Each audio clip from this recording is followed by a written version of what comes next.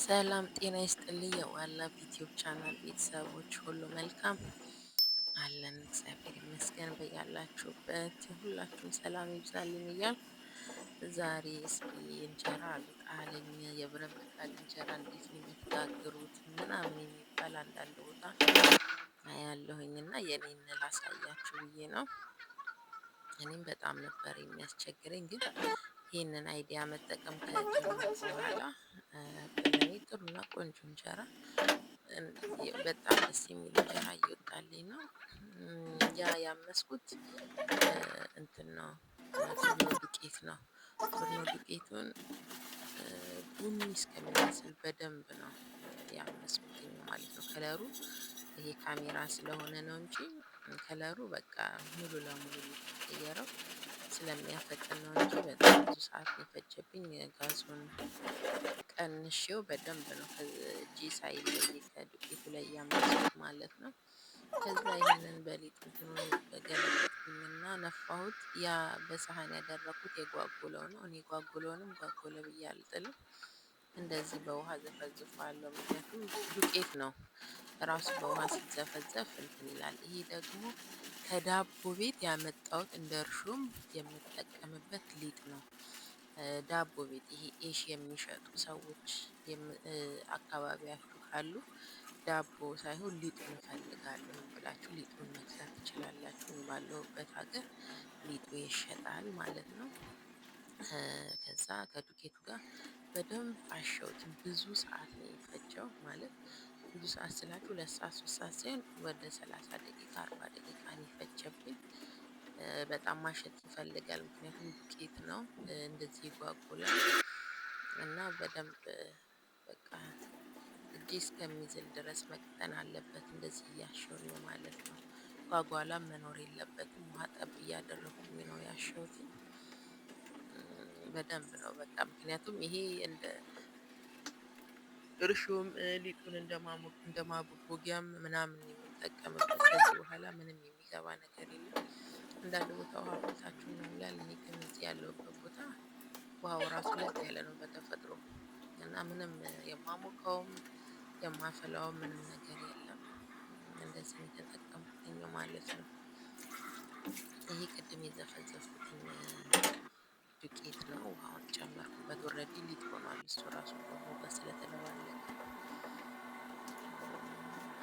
በዚህ መልኩ ሲሊንደሩ ላይ ደግሞ ያስቀመጥኩትኝ ቦታው ኪችኑ በጣም ጠባብ ነው እና ለካሜራ ይመቻለኝ። ለዛ ነው በቃ ውሃ እንደዚህ እየጨመርኩ እያሸው አቀጣጠንኩትኝ ማለት ነው።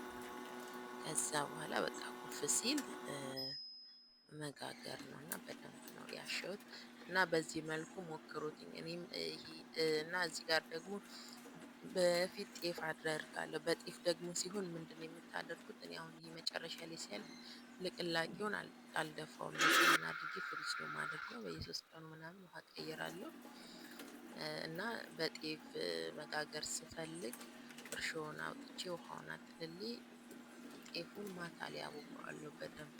ከዛ ጠዋት ላይ ፍትክትክ ብሎ እንትን ይላል፣ በቃ እንትን ይላል፣ ኩፍ ይላል ማለት ነው። ከዛ አሁንም ከዱቄት ጋር ጤፉ ጀስት እንደ ከለር እና ቆንጆ በቃ እንደዚህ እንትን ይላል። ከዱቄቱ ጋር አሁንም በታመሰው ዱቄት ከዳቦ ቤት በገዛሁትኝ ሊጥ እና ጤፉን አድርጌ አሽቼ አደባልቄ አስቀምጣለሁ። ኩፍ ሲል እሱን እጋግራለሁ። በጤፍ ሲሆን ምንም ልዩነት ሌላ የለውም ለማለት ያክል።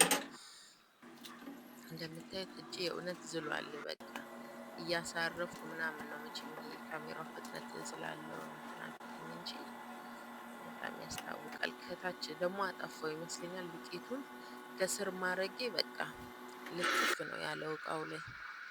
ሊጡን ነበረ ለሌላ ጊዜ ነው የራሱ ትምህርት ነው። ሊጡን ከዛ ዱቄቱን ባደርግ የምደክም አይመስለኝም እና በተለያየ እንትን አድርጋችሁ ሞክሩት። ኩፍ ብሎ ከዛ እዚህ ጋር ይሄ ነው ምጣዴ የሚታኩት። ካሜራው ትንሽ ስለራቀ ነው እንጂ የእውነት አይኑ ምናምን ተውኝ። ወዙ ራሱ ታውቃላችሁ ስንዴ ወዝ አለው።